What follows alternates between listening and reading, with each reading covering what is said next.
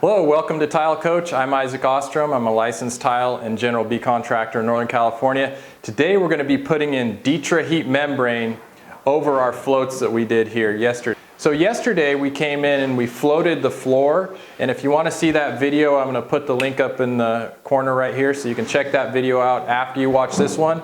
But what we have is a nice mortar bed on the floor. We sloped everything down to the drain, and then today we floated the walls. So one of the reasons why we float the walls is so we can get everything flat and plumb. You can see how when we float with mortar, we get everything totally flat and plumb so that it makes the tile setting that much easier. So we're doing this a little bit different than we usually do. What I'm going to do with this one is float the walls and then go over it with Kerdi membrane. And most of the time I do the Kerdi membrane and then float over it. But this way we're actually doing it the way that SCHLUTER Kerdi wants us to do it. So how we floated the floor here, and when we use a mortar bed, we're able to get the surfaces exactly where we want. So we have a really nice slope on the floor here that starts right here. This is going to be the threshold of the shower, and our door enclosure is going to be here, and everything's going to slope right in. You can see how nice and flat this floor is, and then we're able to slope just where we wanted to and get a nice slope on this floor. So this is going to be a real dream to set tile on. So as I talked about in the previous video, one of the things we had to account for when we're going with DITRA-HEAT on a shower floor is that we have to account for the thickness of the membrane against the drain. So we had to have our float down 1/4 inch for this membrane to meet up with the top of the drain. That way when we put our flap down, it will lay just perfect, just like that. It's all in one plane here. We got everything ready to go. We got our mat cut, so we're going to show how we put the DITRA-HEAT membrane down. Good. All right, so what we got here is we got Mapei. It's Ultra Flex, right? Mapei Ultra Flex? Ultra Flex 2. Ultra Flex 2, the deuce. I think that's a step up from Ultra Flex 1.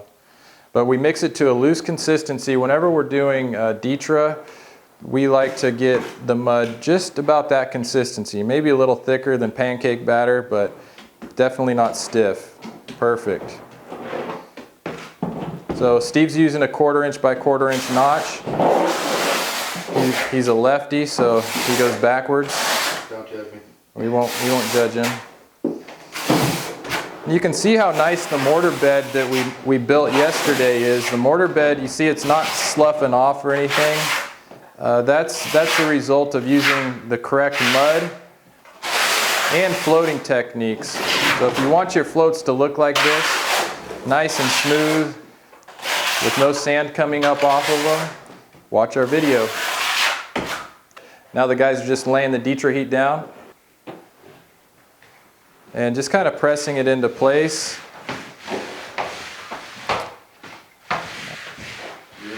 Here's a wood float, so just getting it into place and working any air bubbles out of it, getting it pressed down really nice.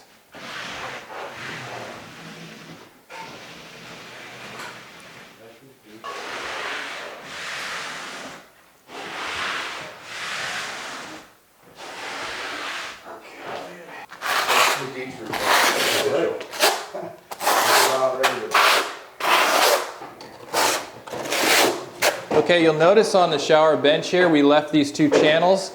We're actually going to take some DITRA-HEAT and run 2 little lugs on each side, and that's for our heated wire to go up onto the bench and then back down. So that's why this float has these 2 little indentions in it.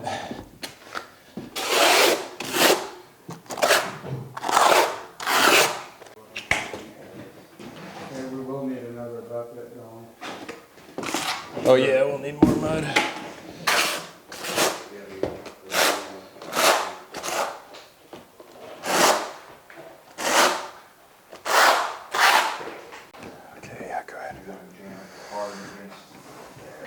right behind you. Here's the little strips that we made that are going to fit perfectly into the float. Again, this is stuff that you can do when you're floating. You can manipulate the surfaces exactly how you want. So when these sit in here, that's going to hold our cable that comes up and runs on the bench.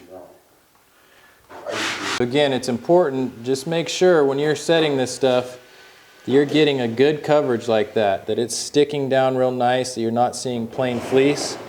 And this, again, this is a 1/4 inch by 1/4 inch notch, and it's just about the right amount of thin set. You want enough that it gives you a good bed full coverage, but you don't want it to be too thick, too much mud under there, because then you'll get waves and pockets of too much thin set under there. So 1/4 inch by 1/4 inch notch is just about right for us when we're doing this DITRA-HEAT. Okay, so we got all of our DITRA-HEAT membrane down. We're ready to start putting in the wire. This mat adhered really well. The Ultraflex 2 really gripped this stuff. I mean, it is down really good. Loved using that thin set. So first thing we do when we get our wires in the wall, before you lay the cable, we need to do a resistance test. So they'll give you a range that, one second here, that will tell you how many ohms, and it needs to match up. So yeah, go ahead and, do you got it on there, Steve? No, really. So we'll get an ohm reading off of the cable. And we're 9.2 ohms. That's perfect. And what does it say? We need a variance of 10% or less. Yeah, so it's got to be within 10% of what's marked on the box. So 8.47 is what Schluter put from the factory, and we came up with 9.3, which that's right in. I think that's right at 10%. Yeah, so exactly 9.2 is under. It's point. That's yeah. So we're 9%. So we're getting better. Yeah, so it's going to vary from multimeter to multimeter, and so that's good. That cable tested out good. So then ground test where you just yeah, we're doing a ground test to make sure that there's infinity. There's no resistance for the grounds between the cable while it runs. Yeah, so if you have any continuity between one of the leads and the ground cable, that means you got a short. That means your cable's broken. So we're good there. So we'll go ahead and record on our cable test log. We'll go ahead and record. Okay, so we're ready to start uncoiling the wire and laying it out. What you need to do is take out a little bit of the membrane where the lead connects into the wall. You need to take out some mat so it lays down. Otherwise, your tile will sit up high on it. We're just going to start out here. And I don't know exactly where we're going to go with this, but we're just going to start rolling with it. Start here. And we got a grout float to kind of press in the cable. And so we want 3 lug spacing as we go.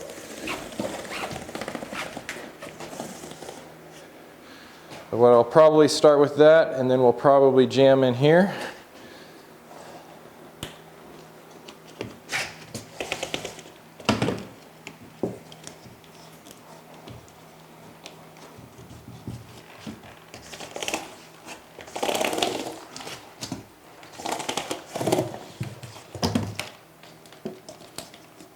I didn't quite get to the end of the wall.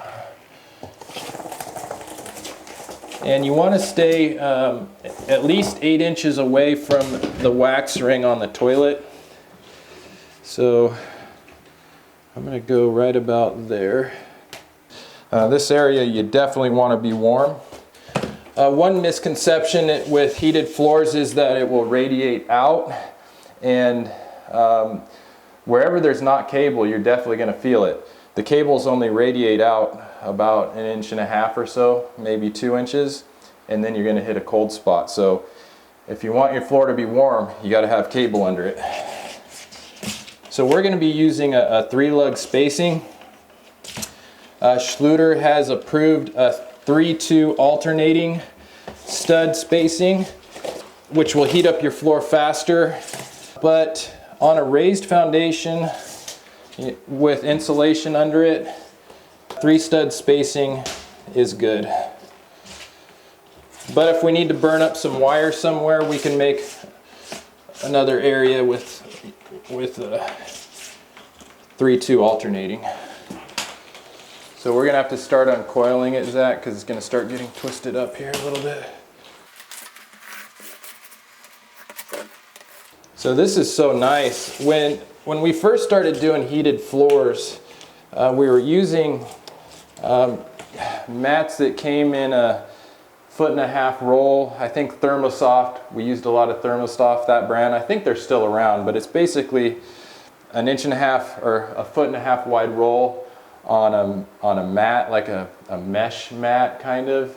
And you roll those things out, and gosh, they were a pain in the butt to use. And plus you had to prep your substrate first, you know, cement board or whatever. When DITRA-HEAT came out with this, it was pretty revolutionary. And like I said, now Ardex has one with FlexBone, DITRA-HEAT has one, there's SCHLUTER, and there's a bunch of other off brands, but DITRA-HEAT was the first one that I saw like this, and I was really sold on it. And we've installed probably, I don't know, we've installed a lot of these, maybe 20, 30 of them, and we have yet to have a problem with them, unless the shower door guy drills through it, which we've had happen. Thankfully they have repair kits.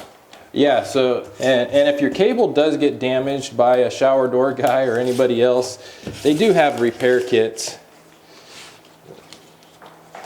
which is nice. Keep an eye on the 3-lug space.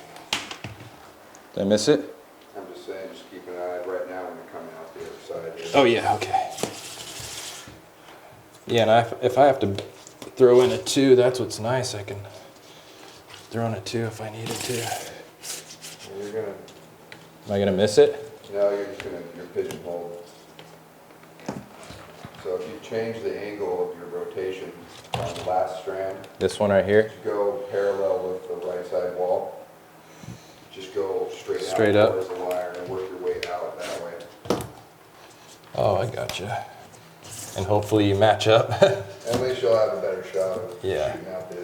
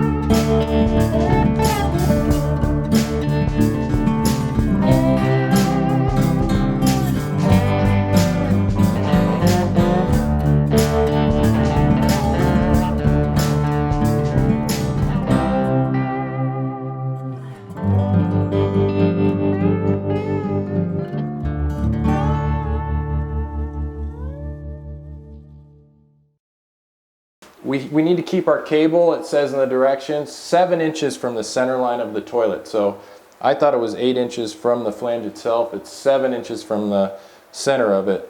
So I'm going to change my direction a little bit just to accommodate that. And we can actually put a little bit of heat on the side of the toilet just in case they step over there.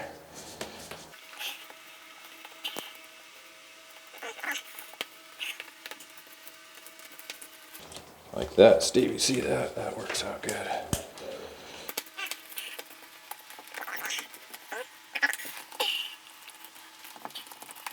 See that? So we kept our 3-inch lug spacing all through there, even though I changed directions, which will get us right back out where we wanted to.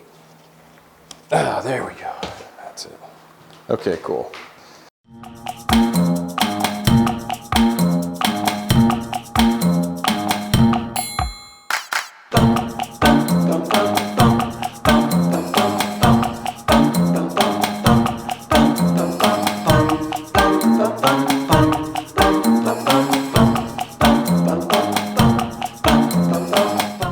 Okay, so we got all of the DITRA-HEAT membrane, the DITRA-HEAT cable down. We got it laid out really nice with a 3-lug spacing.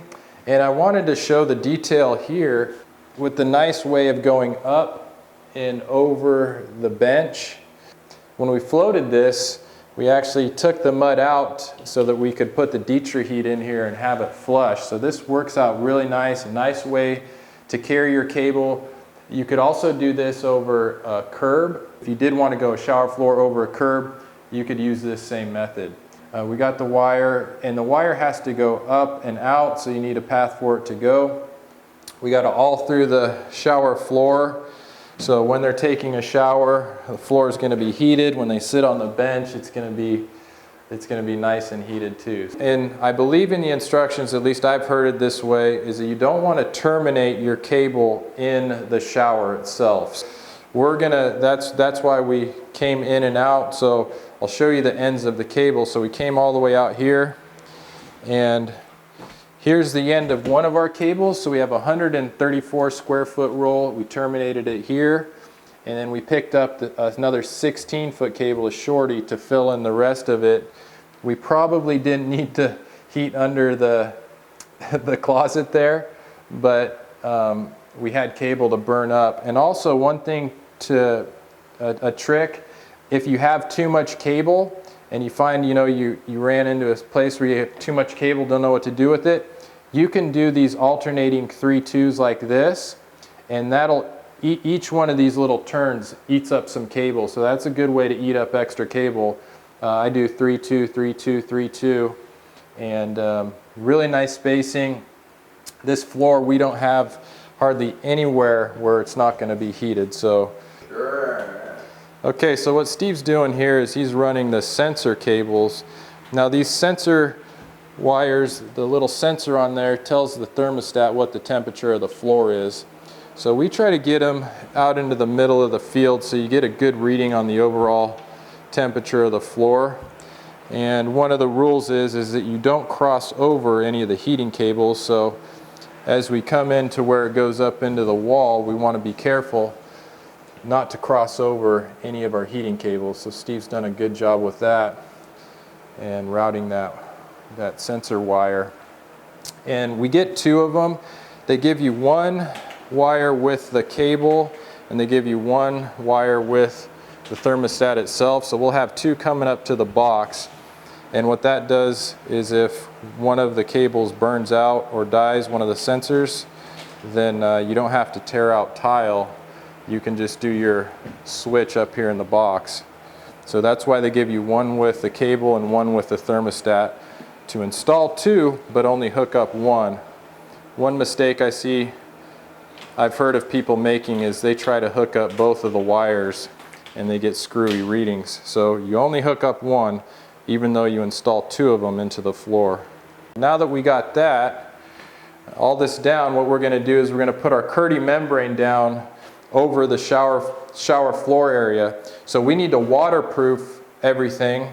So we're going to waterproof the walls, we're going to waterproof the floor, And one thing we got to take into account, and this is per TCNA recommendations, here's the high point of our floor, slope starts here. We got to go out 12 inches past with our Curdy membrane. So we're going to carry our Curdy membrane out to here. So today we'll spend the rest of the day getting our Curdy felt up and on the floor. And then when we're back on Monday, we will use Ardex 8+9 to apply the band and waterproof everything up. Stay tuned to watch the next video coming up. That's going to show us the waterproofing of this. You won't want to miss it. Thanks for checking out our videos. Click like and subscribe. And again, watch that video coming up. And I love you guys. I love being your tile coach. We'll see you on the next video.